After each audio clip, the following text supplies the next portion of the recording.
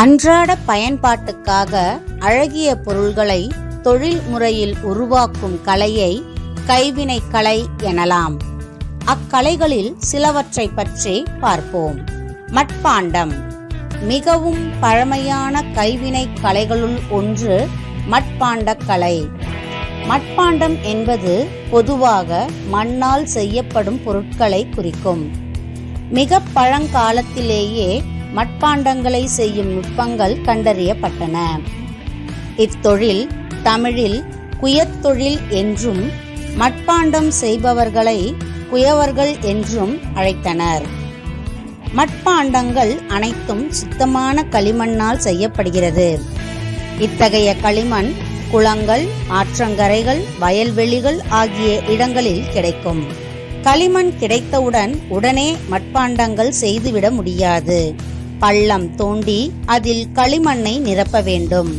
அதில் தண்ணீர் ஊற்றி ஒரு நாள் முழுவதும் ஊற வைக்க வேண்டும். பின்பு அதனுடன் குறிப்பிட்ட அளவு மெல்லிய மணல், சாம்பல் ஆகியவற்றை கலந்து பக்குவப்படுத்த வேண்டும். பானை செய்யும் சக்கரம் திருவை எனப்படும். அதன் நடுவில் பக்குவப்படுத்தப்பட்ட மண்ணை வைத்து திருவையை வேகமாக சுழலச் செய்து மண்ணை கையால் அணைத்து பிடித்து மண்பாண்டங்களை உருவாக்குவர். உரிய வடிவம் வந்ததும் அடிப்பகுதியில் நூல் வைத்து அறுத்து எடுத்து காய வைப்பர். பானை செய்தலை பானை வனைதல் என்று சொல்வது மரபு.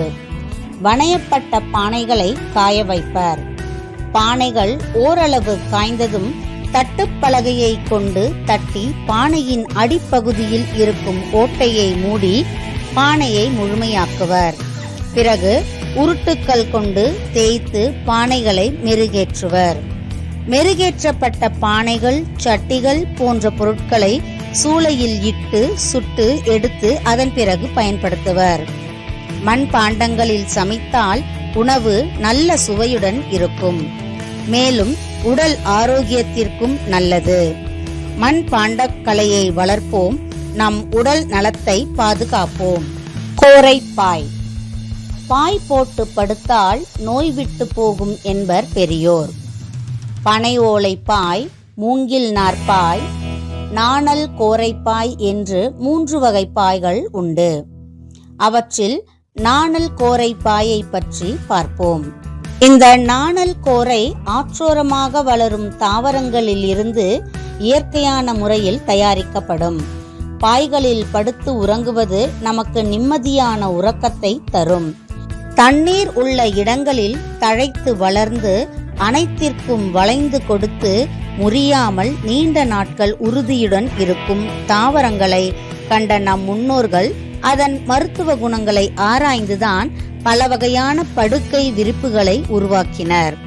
பாய்களில் பிரம்புப்பாய், ஈச்சம்பாய், மூங்கில் பாய், தாழம்பாய், பேரிச்சம்பாய், நாணல் கோரைப்பாய் என பல வகை உண்டு.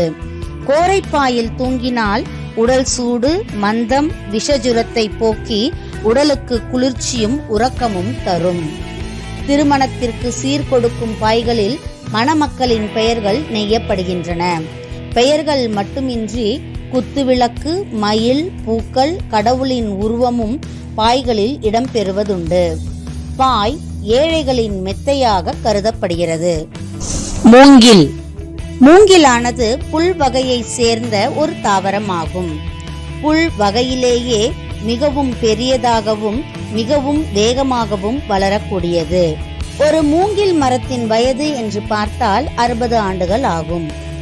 மூங்கில் குடிசை வீடுகள் கட்டுவதில் மரமாகவும், கட்டிடம் கட்டும் தொழிலிலும், அதாவது சாரம் கட்டவும், கைவினை பொருட்கள் செய்யவும், சிறு தொழில் மற்றும் குடிசை தொழில் செய்யவும் பயன்படுகிறது. பல்வேறு மூலப்பொருட்களை கொண்டு கூடைகளையும் பெட்டிகளையும் செய்யும் கலையை கூடை முடைதல் என்பர். பொருட்களை பாதுகாக்க, பொருட்களை எடுத்துச் செல்ல, தானியங்களை அளக்க என பல்வேறு பயன்பாடுகள் கூடைகளுக்கும் பெட்டிகளுக்கும் இருப்பதால் இவை அன்றாடம் பயன்படுத்தப்படும் பொருட்களாகும். பல ஊர்களில் கூடை, முறம், தட்டி செய்தல் ஒரு முக்கிய கைத்தொழிலாக இருக்கின்றது. மூங்கிலானது கைவினைப் பொருட்கள் மற்றும் விலை மதிப்புள்ள பொருட்கள் தயாரிப்பதற்கும், குடிசை தொழில் புரிபவர்களுக்கும், காடுகளில் வசிப்பவர்களின் பிழைப்பிற்கும் பெரும் உதவி புரிகிறது. மூங்கிலில் மேசை, பாய்கள், மூங்கில் தட்டுக்கள் மற்றும் பலகைகள் தயாரிக்கும் தொழிற்சாலைகள் மூங்கிலை மூலப்பொருளாக கொண்டுள்ளன. மூங்கில் பல வகைப்படும். நடுப்பகுதியில் வெற்றிடமாக உள்ள மூங்கில்கள் தான் வீடு கட்டுவதற்கும் கூடைகள் பின்னுவதற்கும் பயன்படுகின்றன. மூங்கில் மரம் சுற்றுச்சூழல் பாதுகாப்பை தரும். மூங்கில் வளர்த்து சுற்றுச்சூழலை பாதுகாப்போம். கைவினை பொருட்களை ஆதரிப்போம்.